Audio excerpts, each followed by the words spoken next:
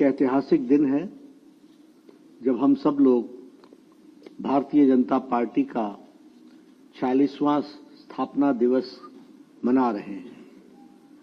सबसे पहले तो मेरी ओर से और पार्टी के सभी करोड़ों कार्यकर्ताओं की ओर से आप सबको स्थापना दिवस पर बहुत बहुत शुभकामनाएं, बहुत बहुत बधाई। आज रामनवमी भी है, इसलिए रामनवमी के भी शुभ अवसर पर, शुभ दिन पर आप सबको रामनवमी की भी बहुत बहुत शुभकामनाएं। जय श्री राम। आज 9वें दिन नवरात्रि के जब मां सिद्धदात्री कमल पर विराजमान होती हैं, वो दिन है। और इसलिए आज का दिन भारतीय जनता पार्टी को मां सिद्धदात्री का भी विशेष आशीर्वाद प्राप्त होता है। हम सब लोग राष्ट्र के पुनर्निर्माण में, नेशनल रिकंस्ट्रक्शन में, एक पॉलिटिकल मूवमेंट के रूप में, एक राजनीतिक आंदोलन के रूप में इस सफर में अपने आप को शामिल करते हैं। और इसलिए हमें याद रखना चाहिए कि हमारी यात्रा 1951 में राजनीतिक आंदोलन की शुरू हुई। वह यात्रा जनसंघ के रूप में, भारतीय जनसंघ के रूप में यात्रा शुरू हुई। राजनीतिक परिस्थितियों को देखते हुए 77 में कुछ समय के लिए हम जनता पार्टी में शामिल हुए और फिर अपने वैचारिक वैशिष्ट्य को लेकर 6 अप्रैल 1980 को फिर से हमने भारतीय जनता पार्टी के रूप में इस आंदोलन को आगे बढ़ाया। एक नई, एक वैकल्पिक राजनीतिक व्यवस्था, एक वैकल्पिक राजनीतिक संस्कृति,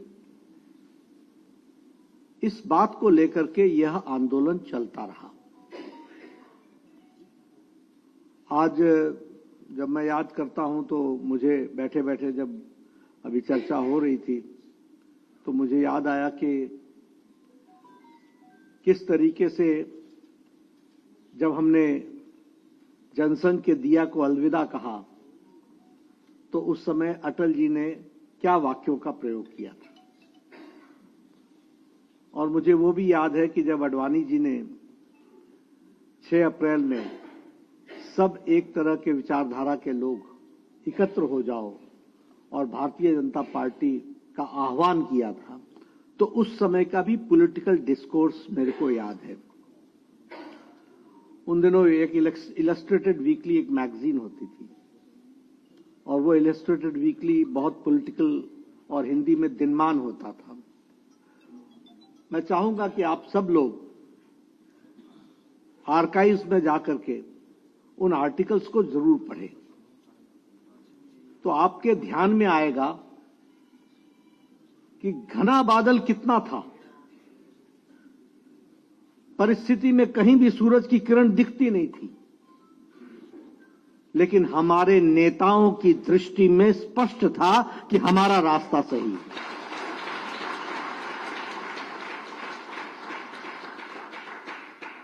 और इसलिए उसी से हम ताकत लेकर के आगे बढ़ते चले गए।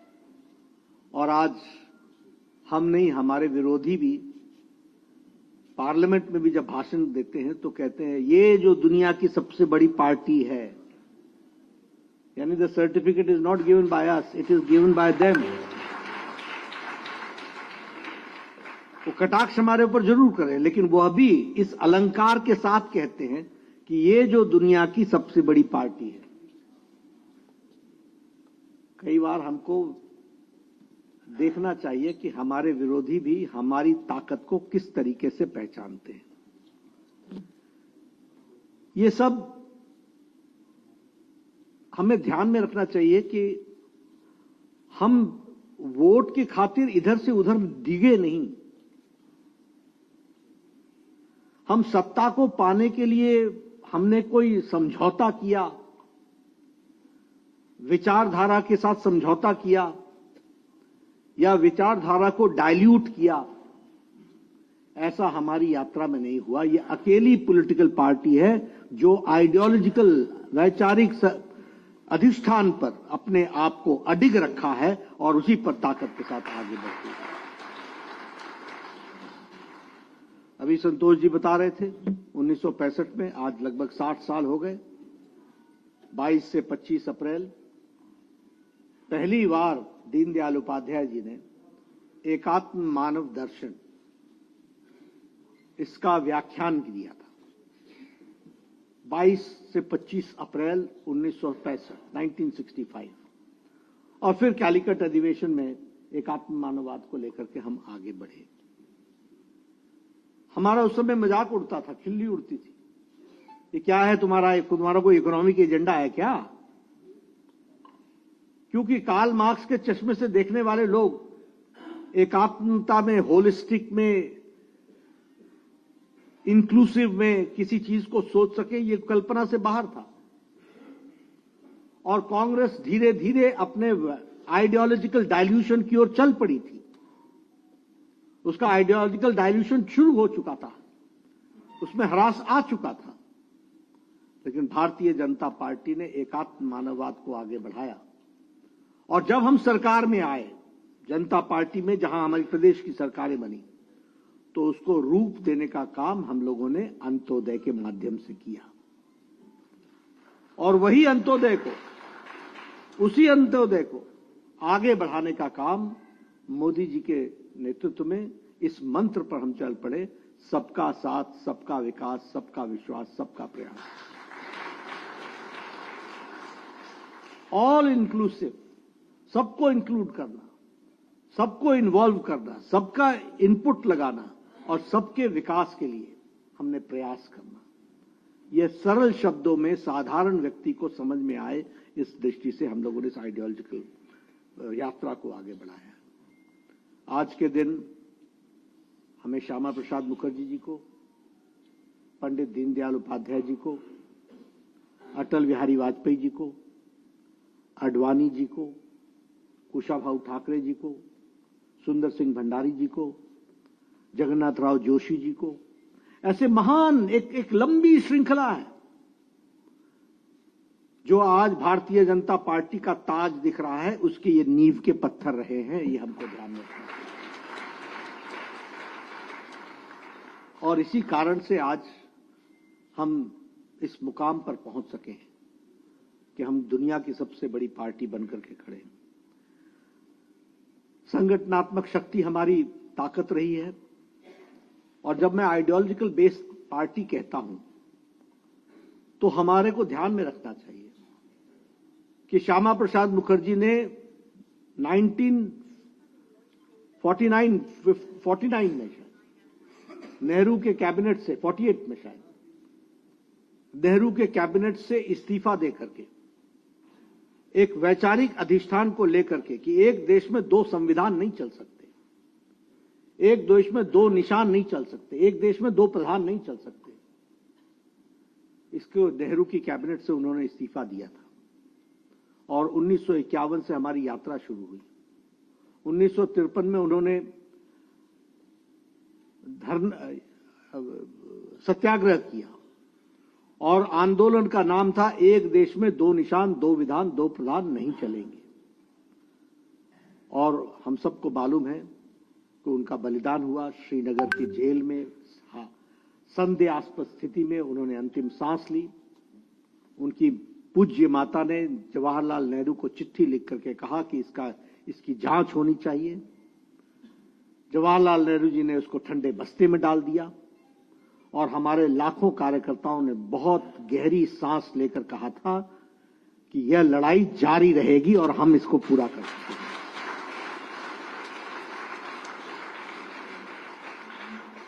आप देखिए कहां 1951 कहां 1953 में उनका स्वर्गवास होना, उनकी जान जानी, उनका बलिदान, उनकी शहादत, और 2019 के 6 अगस्त को मोदी जी के नेतृत्व में और अमित शाह जी के रणनीति से धारा 370 को हम धाराशाही करते हैं। ये आइडियोलॉजिकल, ये है हमारा आइडियोलॉजिकल अधिष्ठान। कितनी बार हम श्रीनगर गए, लाल चौक पर गए, झंडा फहराया, प्रधानमंत्री मोदी जी भी गए डॉक्टर मुरली मनोहर जोशी जी के साथ। मैं उस समय युवा मोर्चा का राष्ट्रीय अध्यक्ष था।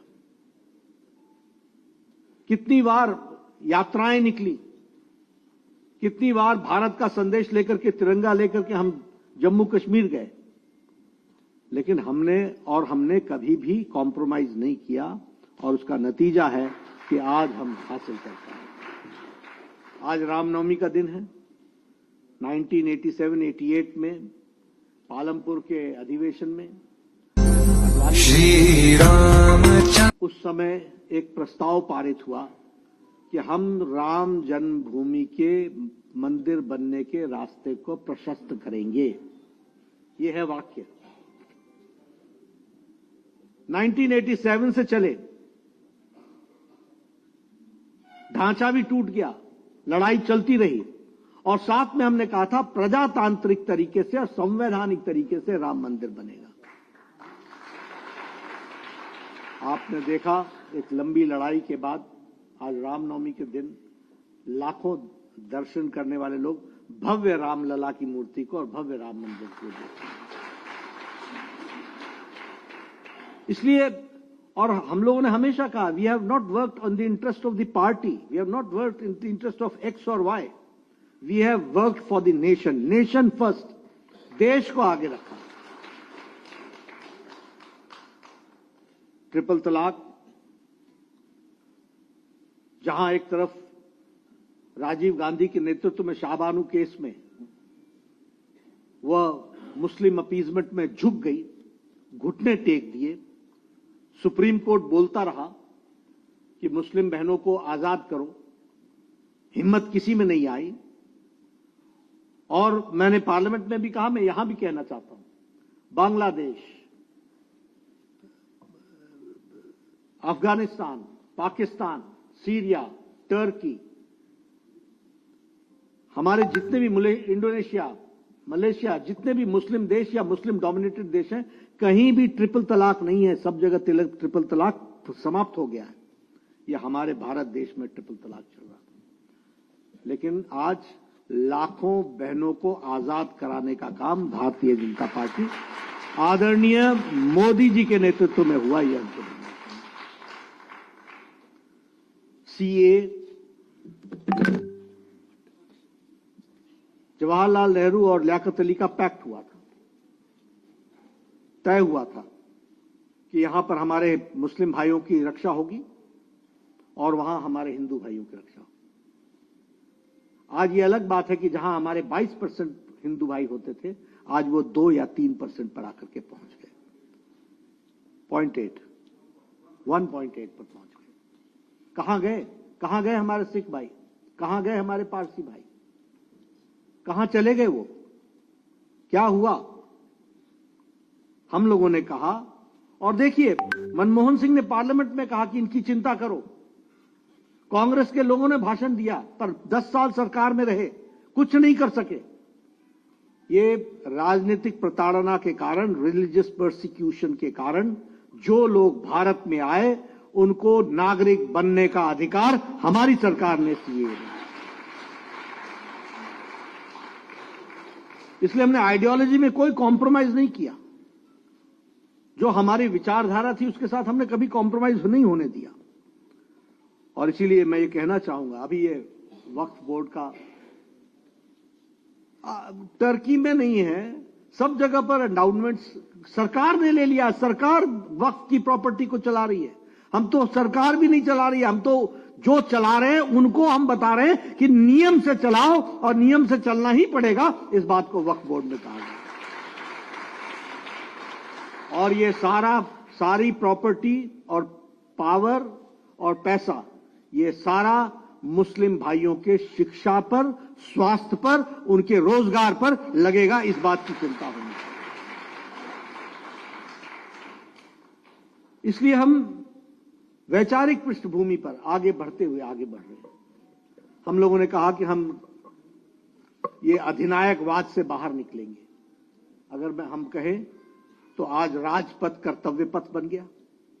सुभाष चंद्र बोस जी की मूर्ति वहां विराजमान हो गई। जॉर्ज का इंसिग्निया नेवी के उससे निकल गया और छत्रपति शिवाजी महाराज का सील वहां पर लग गई। हमारी कोशिश हुई कि जो भारतीय परंपरा, रीति, नीति, संस्कृति के साथ जुड़ा हुआ हमारा इतिहास है, उसको हम आगे बढ़ाएं। और उसमें भी हमने आइडियोलॉजिकली कभी अपने आप को कॉम्प्रोमाइज नहीं किया। इसलिए we are ideological based party, we are mass based party also, ideological base with a mass following. आज हम गर्व के साथ कह सकते हैं कि हमारे 240 मेंबर पार्लियामेंट लोकसभा में, 98 से ज्यादा हमारे राज्यसभा में, 1600 से ज्यादा हमारे विधायक, हमारे 13 सरकारों में विशुद्ध भारतीय जनता पार्टी की सरकार, 7 प्रदेशों में हमारी एनडीए की सरकार। यानी आज भारतीय जनता पार्टी और हमारी विचारधारा में ये करोड़ों करोड़ों कार्यकर्ताओं के द्वारा जो योगदान हुआ है, उसके माध्यम से हम एक आइडियोलॉजिकल बेस्ड पार्टी और मास फॉलोइंग के साथ और कार्डर बेस्ड पार्टी खड़े। जब मैं कार्डर बेस्ड पार्टी कहता हूं तो अभी अभी हमारी मेंबरशिप समाप्त हुई है। हम 13.5 करोड़ से ज्यादा क्रॉस कर चुके हैं। 13.5 करोड़, 10 लाख से ज्यादा हमारे एक्टिव कार्यकर्ता हैं। लगभग हमारे 6 लाख बूथ पर हमारे बूथ अध्यक्ष हैं। सबसे बड़ी कैडर बेस्ड पार्टी आज बनकर के तैयार हुई। चुनाव की बात करूं तो गुजरात में हम 6ठी बार सरकार में हैं, गोवा में और हरियाणा में हम 3री बार सरकार में हैं, मध्य प्रदेश में हम 4थी बार सरकार में हैं, उत्तर प्रदेश में, महाराष्ट्र में, त्रिपुरा में, उत्तराखंड में, मणिपुर में, आसाम में हम 2री बार सरकार में। और इसलिए, और सबसे बड़ी बात यह कि 27 साल बाद हम दिल्ली में भी विराजमान हैं।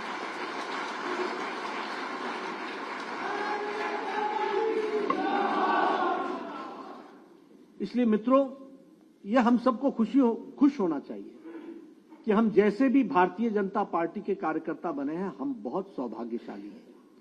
Because this is the only political party which has got a scientific growth. ये बहुत ऑर्गेनाइजेशन को भी आगे बढ़ाना, इट्स ए साइंस। चुनाव जीतना यह भी एक साइंस है, यह भी एक अपने आप में एक कला है। और वैचारिक अधिष्ठान के साथ बिना कॉम्प्रोमाइज किए उसको पूरा करना, यह भारतीय जनता पार्टी का कमिटमेंट है।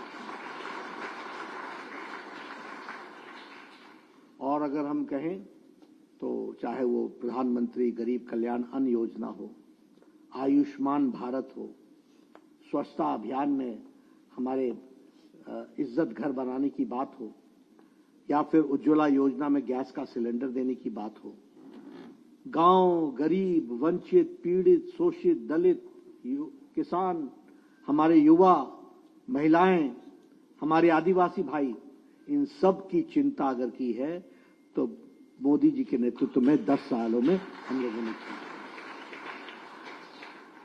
और इसीलिए आज के दिन हमको दोनों बातें करनी चाहिए। अपना अतीत भी याद रखना चाहिए। मैं चाहूंगा आप सब लोगों को थोड़ा भी मौका मिले, श्यामा प्रसाद मुखर्जी जी के जीवन को हम पढ़ें, हमको जरा सा भी मौका मिले हम दीनदयाल उपाध्याय जी को जानें, हमें जरा सा भी मौका मिले तो हमारी जो नेताओं की श्रृंखला है, जिन्होंने नींव के पत्थर के रूप में पार्टी को इतना आगे बढ़ाया है, उन सब के बारे में जानें और उनसे प्रेरणा लेकर के आज जो जिम्मेवारी हमारे ऊपर है कंधों पर, उसको समझ करके चलें। और जब हम आज की जिम्मेवारी बोलते हैं तो हमारी जिम्मेवारी विकसित भारत 2047 है, इसको भी हम डेवलप इंडिया। और इसके लिए हम सबको पूरी ताकत से लगने की आवश्यकता है। पार्टी ने आज के दिन रामनवमी होने के कारण स्थापना दिवस की शुरुआत तो हुई है, लेकिन कल से लेकर के 13 तारीख तक भारतीय जनता पार्टी का एक एक नेता और एक एक कार्यकर्ता 5 लाख बूथ पर पहुंचेगा और 1 लाख बस्ती में पहुंच करके भारतीय जनता पार्टी का अलख जगाएगा और वहां पहुंचेगा। मैं तो यहां से निकल करके ही एक बूथ पर जाने वाला हूं। मेरा आप सबसे निवेदन है, और जो लोग देश में इलेक्ट्रॉनिक मीडिया से सुन रहे हैं उन सब से मेरा निवेदन है कि भारतीय जनता पार्टी का कोई भी कार्यकर्ता नेता बिना एक दिन बूथ पर लगाए वो नहीं लौटेगा और 1 हफ्ते के अंदर करेगा। यह एक 14 तारीख को अंबेडकर जयंती है। 14 तारीख से लेकर के 25 तारीख तक 10 दिन तक हम सब लोग संविधान गौरव दिवस भी मनाएंगे और बाबा साहब अंबेडकर जी का जो संविधान के प्रति भारत के संविधान के बनाने में ड्राफ्टिंग में जो कंट्रीब्यूशन है और उनका जो वैचारिक अधिष्ठान है, जिसको लेकर के लेटर और स्पिरिट में भारतीय जनता पार्टी आगे बढ़ रही है, और किस तरीके से कांग्रेस ने संविधान के मूल आत्मा को कुठाराघात करने का प्रयास किया, इसका पर्दाफाश करने का काम भी हम भारतीय जनता पार्टी के कार्यकर्ता हैं। We have to expose that. इसलिए हम सब लोग पूरी ताकत से लगें और इस काम को आगे बढ़ाएं। एक मेरा और निवेदन है कि आप जब बूथ पर जाएं तो वहां कोई भी ढूंढ करके कोई जनसंघ का कार्यकर्ता हो, कोई भारतीय जनता पार्टी के स्थापना काल का कार्यकर्ता हो, बुजुर्ग, उसके घर जरूर जाएं और उससे मिल करके आएं और उससे भी चर्चा करके आएं। ये मेरा आपसे निवेदन है। मैं आज दिल्ली में एक मेयर, पूर्व में रही मेयर, 93 वर्ष की उम्र की भारतीय जनता पार्टी की कार्यकर्ता है। वैसे तो उनको भारतीय जनसंघ की कार्यकर्ता के 98 वर्ष की, उनसे मैं मिलने वाला हूं। लेकिन मेरा निवेदन है कि आप सब भी पुराने कार्यकर्ताओं के घरों में जरूर जाएं और ऐसे नहीं कि जाकर के आ गए बस हो गया टिक मार, नहीं, पूरी बात सुननी है, उनको समझना है, उनको जानना है, उनसे पूछना है, उनके समय की बातों को समझने की जरूरत है। यह करने की आवश्यकता होगी। आप सब लोगों को स्थापना दिवस पर बहुत बहुत शुभकामनाएं। नई ताकत, नई उमंग के साथ हम चल पड़े और विकसित भारत को हम हासिल करें। इन्हीं शब्दों के साथ धन्यवाद। माननीय राष्ट्रीय अध्यक्ष जी के प्रेरणात्मक उद्बोधन के लिए आइए तालियों के द्वारा माननीय राष्ट्रीय अध्यक्ष जी का आभार व्यक्त करें। जोरदार तालियों के माध्यम से माननीय BL संतोष जी का भी आभार व्यक्त करते हैं, रेखा गुप्ता जी का भी आभार, वीरेंद्र सदेवा जी का भी, और आप सभी को ढेर सारी शुभकामना देते हुए आप सबसे निवेदन करता हूं कि अपने स्थान पर खड़े होकर के राष्ट्रगान के लिए अपने अपने स्थान